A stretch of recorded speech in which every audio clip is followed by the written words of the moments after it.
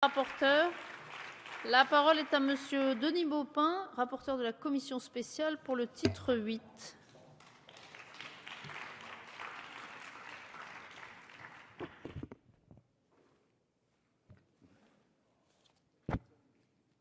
D'accord. Madame la Présidente, Madame la Ministre, Monsieur le Président de la Commission spéciale, la loi que nous examinons aujourd'hui fera date. Pour la première fois depuis longtemps, la France se dote d'une stratégie énergétique. Pour la première fois, et ça c'est encore plus historique, c'est le Parlement qui est appelé à définir la stratégie énergétique du pays. Et pour la première fois, et cela marque une rupture encore plus importante, la France décide de rompre avec la logique du toujours plus de consommation, toujours plus de dépendance, toujours plus de centralisation, qui a prévalu au XIXe et XXe siècle, pour passer à celle de l'efficacité, de la maîtrise de la consommation d'énergie, à celle qui encourage l'initiative locale et citoyenne, qui privilégie l'économie circulaire à la prédation, les ressources du territoire à la dépendance extérieure. Faire le choix de la maîtrise de l'énergie plutôt que de la surconsommation, c'est une rupture fondamentale. Faire le choix des énergies renouvelables plutôt que des énergies de stock, le charbon, le pétrole, le gaz, l'uranium, c'est une rupture fondamentale. Faire le choix de sortir du tout nucléaire et du risque majeur qu'il fait courir aux populations et à l'économie, c'est une rupture fondamentale. Faire le choix des énergies décentralisées, des initiatives territoriales, plutôt que de la seule technostructure centralisatrice, c'est une rupture fondamentale. Alors, Madame la Ministre, à l'ouverture de ce débat parlementaire, en tant qu'écologiste et plus encore en tant que citoyen, je ne vous cacherai pas mon enthousiasme. Nous savons tous pourquoi la transition énergétique est indispensable.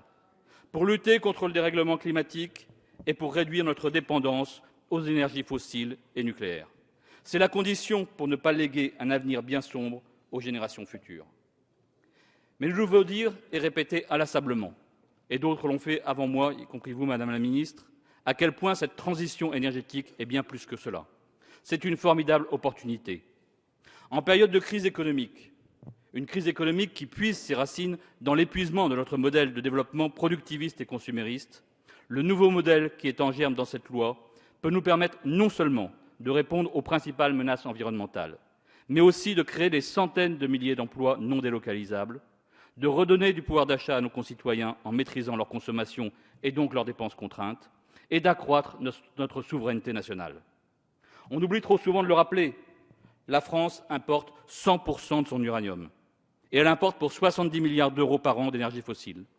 Quelle dépendance, quelle vulnérabilité et quelles conséquences géopolitiques. C'est avec ces milliards que le Qatar rachète la France par petits morceaux. C'est avec ces milliards que M. Poutine finance sa guerre contre l'Ukraine. Imaginons l'impact majeur que ces flux financiers pourraient générer si, à l'inverse, ces dizaines de milliards, au lieu de les expédier dans les pétromonarchies, nous les investissions sur nos territoires en énergie renouvelable et en maîtrise de l'énergie.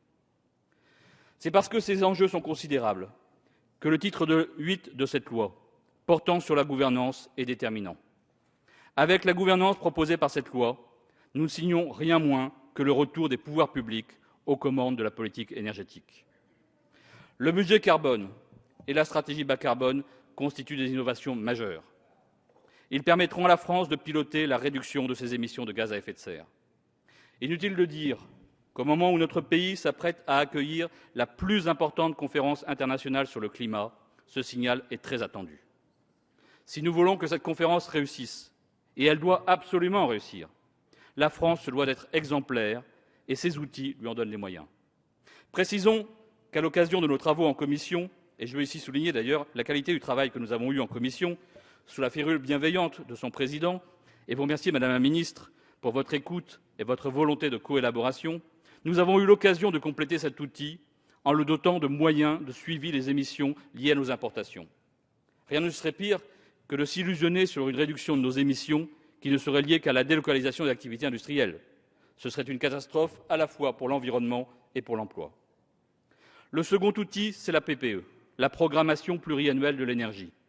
Pour la première fois, nous nous dotons d'un outil transversal, multi-énergie, qui prendra en compte non seulement l'électricité, le gaz, mais aussi le pétrole, les réseaux de chaleur, les énergies renouvelables, mais aussi, et c'est un changement de logiciel qui est crucial, la politique d'efficacité énergétique.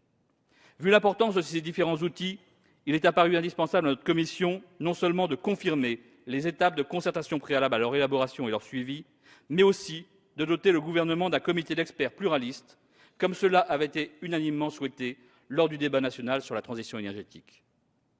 Qu'il me soit permis ici de souligner combien ce débat préalable a été utile, non seulement pour l'élaboration de la loi, mais aussi pour que tous les acteurs, entreprises, syndicats, collectivités locales, ONG, puissent confronter leurs points de vue.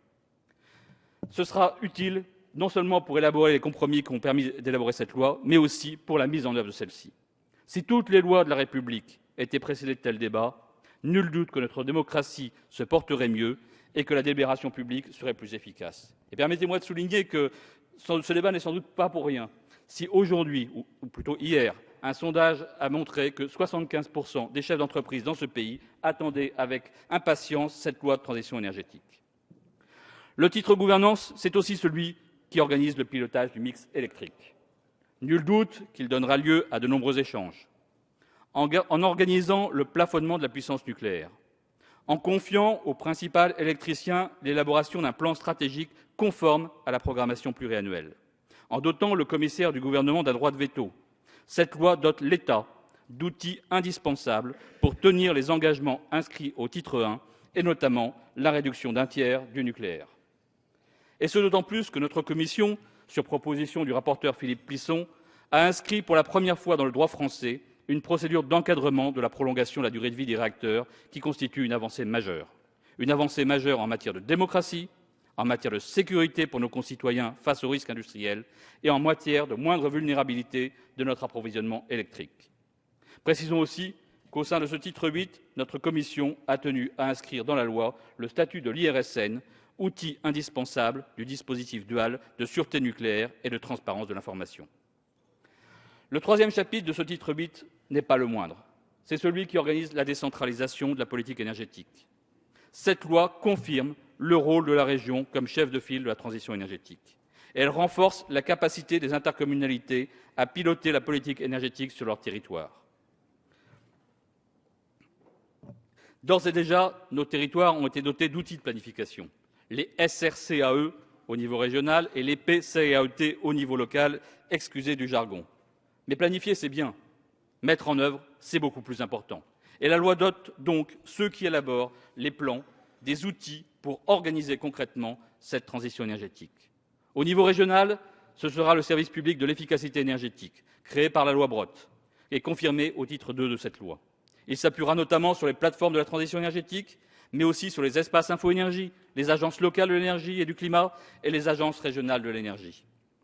Au niveau local, la loi fait des EPCI qui élaborent les plans climat les coordinateurs de la transition énergétique. Et point important, à tous les niveaux territoriaux, la politique énergétique et climatique embarque avec elle la compétence qualité de l'air, ce qui permettra de démultiplier l'efficacité de l'action menée au profit de la santé de nos concitoyens. Enfin, dernier sujet crucial, le titre 8 est aussi celui qui instaure une innovation très importante pour lutter contre la précarité énergétique, le chèque énergie. Cette avancée était très attendue, et c'est d'autant plus que notre pays compte plus de 8 millions de précaires énergétiques. Les tarifs sociaux existants ont indéniablement leur pertinence, mais ils souffrent de deux insuffisances. D'une part, ils touchent les ménages qui se chauffent à l'électricité et au gaz, mais pas les nombreux ménages qui se chauffent au fioul. Et d'autre part, ils permettent certes d'alléger la facture énergétique, mais ne contribuent pas à réduire la consommation. Avec le chèque énergie, on pourra répondre à ces deux insuffisances.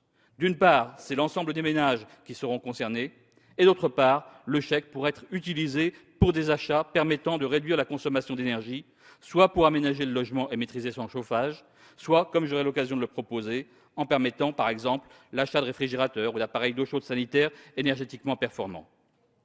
Je ne serais pas complet si je n'ajoutais que le titre 8 est aussi l'occasion d'impulser la transition énergétique dans deux domaines majeurs, les transitions professionnelles et la recherche, et aussi d'initier des expérimentations au niveau local en ce qui concerne les smart grids, c'est-à-dire les réseaux intelligents, qui constitueront demain, en matière d'énergie, le maillage équivalent à Internet pour la communication. Alors, en conclusion, je veux le redire, Madame la Ministre, Monsieur le Président, oui, j'en suis convaincu, et j'espère que le débat que nous entamons permettra de le confirmer. Avec cette loi, nous avons l'opportunité d'ouvrir une nouvelle ère. l'ère d'une transition énergétique qui prouve que ce qui est bon pour la planète est bon pour l'emploi, bon pour le pouvoir d'achat et bon pour la vitalité des territoires. Merci. Merci, monsieur